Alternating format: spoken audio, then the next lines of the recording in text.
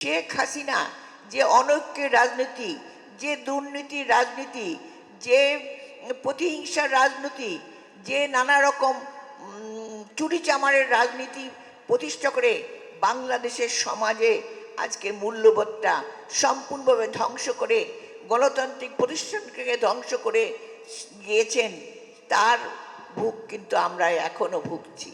আমরা এখনো দেখছি আমাদের যে নির্বাচন আগামীর সামনে, যে নির্বাচনের মধ্য দিয়ে বাংলাদেশ একটি সত্যি সুন্দর একটা রাজনীতি পাবেন, একটি সরকার পাবেন, যার মধ্য দিয়ে এই মানুষের আশা আকাঙ্ক্ষা, বিশেষ করে শহীদ জিয়া, বেগম জিয়া এবং তারই উত্তরাধিকার আমাদের ভারপ্রাপ্ত চেয়ারম্যান যে কষ্ট করেছেন, যে আন্দোলন করে আজ পর্যন্ত যারা কষ্ট করে চলেছেন, শহীদ জিয়া শহীদ হয়েছেন, দেশনেত্রী বেগম খালেদা জিয়া মিথ্যা মামলায় জর্জরিত হয়ে অসুস্থ হয়ে আপোষহীনভাবে এখনো লড়াই করে চলেছেন।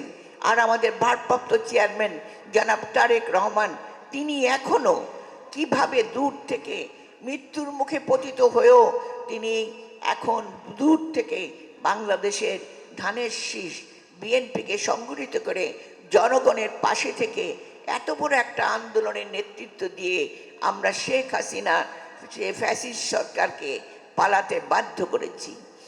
আমরা পালাতে বাধ্য করেছি, কিন্তু আমাদের সামনে এখনো অনেক ষড়যন্ত্র, যে ষড়যন্ত্র কথা এক কথায় বলা যায় না। আপনিকার অর্থে এমন একটা রাজনীতি চাই যেখানে গণতন্ত্র থাকবে, কথা বলার অধিকার থাকবে। আজকে আমি তাই বলবো, এখানে অনেক যুবক ছাত্র অনেকেই আছেন, মহিলা, আপনাদেরকে মনে রাখতে হবে এ দেশ আমাদের, যে দেশের জন্য আমাদের যে শহীদ জিয়া থেকে শুরু করে যারা দেশে আদর্শ রেখে গেছেন তাদেরকে কথা স্মরণ করে আজকে ধানের শীষের জন্য আমাদেরকে এখনো লড়াই করতে হবে। আজকে বিভিন্নভাবে বিভিন্ন কৌশলের মধ্যে বিভিন্ন মিথ্যা প্রচারণার মাধ্যমে আজকে বিএনপিকে হেয় করার চেষ্টা করা হচ্ছে। সেটাকে অতিক্রম করে বিশেষ করে আমাদের যে তরুণ সমাজ, যুব সমাজ, ছাত্র সমাজ, তারা লড়াই করবে। এবং আমার মহিলা বোন যারা আছেন তারাও কিন্তু এদেশের অর্ধেক শক্তি, তারাও লড়াই করবেন যেভাবে আমরা সবাই লড়াই করছি।